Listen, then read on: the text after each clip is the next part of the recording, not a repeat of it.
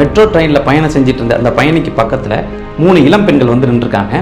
இவர் கையில் ஒரு விலை உயர்ந்த வாட்ச் இருக்கிறத பார்த்துட்டு அதை ஒழுங்காக கலட்டி எங்ககிட்ட கொடுத்துரு, அப்படி இல்லைன்னா நீ எங்ககிட்ட தப்பாக நடந்துக்க முயற்சி பண்ண அப்படின்னு நாங்கள் போலீஸில் கம்ப்ளைண்ட் பண்ணிடுவோம் அப்படின்னு இருக்காங்க.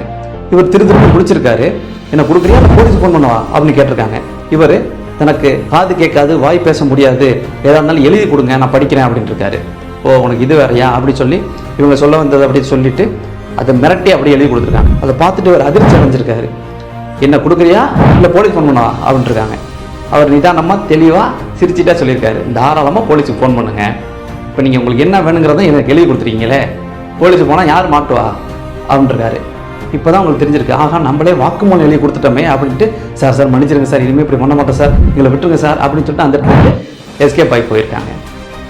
அந்த சூழ்நிலையில் அவர் பதட்டப்படாமல் இருந்த ஒரே காரணத்தினால மட்டும்தான் அந்த சூழ்நிலையை அவரால் சரிவர கையாள முடிஞ்சிச்சு. அதே மாதிரி எந்த ஒரு கடினமான சூழ்நிலையோ இல்லை ஒரு பிரச்சனையோ நம்ம சந்திக்கும் போது பதட்டப்படாமல் இருந்துட்டால் மட்டும் போதும், அந்த பிரச்சனையை தீர்க்கறதுக்கான வழிகள் தானாகவே பிறக்கும்.